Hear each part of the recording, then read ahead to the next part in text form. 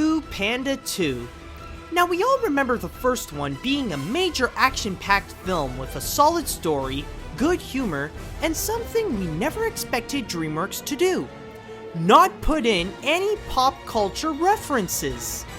Since it was really successful at the box office and to critics every time that would happen, DreamWorks' first instinct is to make a sequel for it. However, when it comes to sequels, DreamWorks doesn't really have a good reputation on it. So does this kick as much ass like the original? Or do we want to kick DreamWorks' ass for making this? Let's find out. The story. Now we have heard of mixing two stories in one, right? Well, here's how we do it correctly. The first one being the threat of Kung Fu being dead with the creation of the canon, and the second being Poe's search of his origins because there is no way in hell that this guy made him.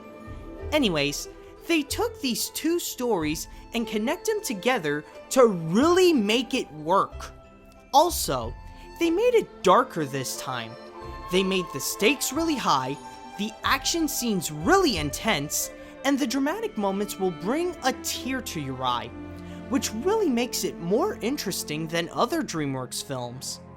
If there is one flaw with it though, is that they take a few story elements from the first movie and incorporate it to this film, like Poe is destined to do something, or he's so fascinated about meeting legendary Kung Fu masters, which unfortunately removes a little bit of its freshness.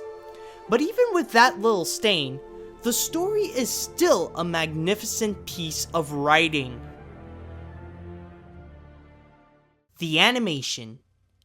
Every year, DreamWorks would try to top their animation with every new movie they made.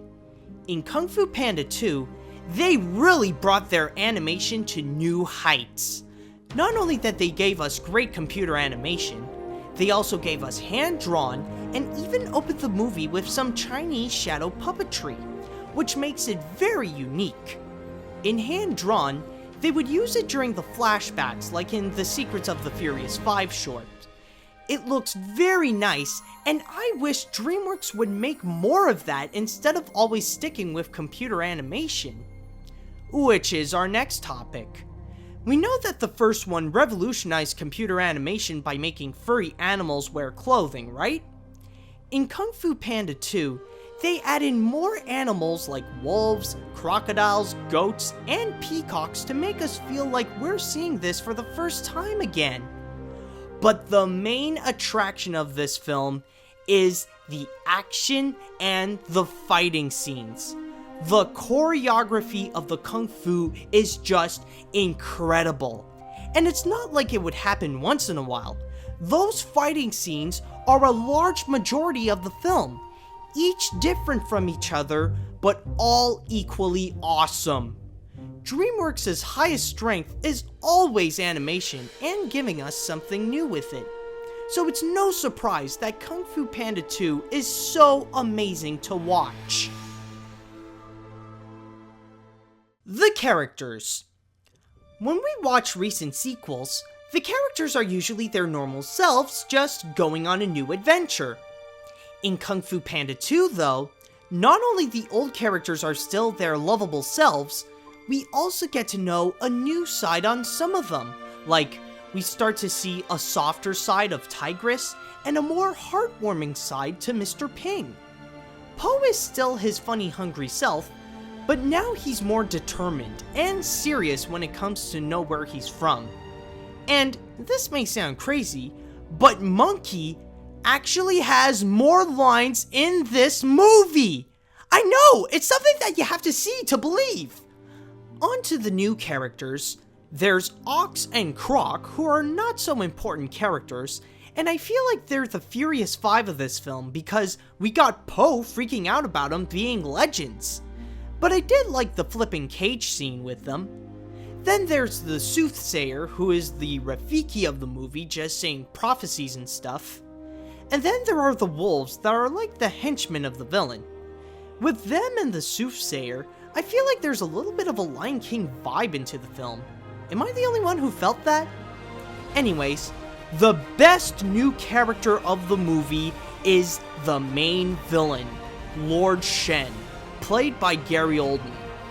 There is so much development and backstory on this guy to really understand why he would do this and for what cause.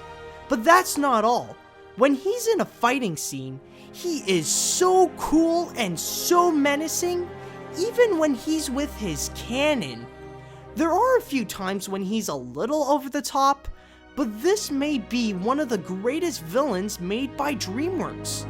They have given us something old and something new when it comes to the characters, but either way, they gave it to us the way we like it. To be honest, before watching this, I didn't really know what to expect from Kung Fu Panda 2.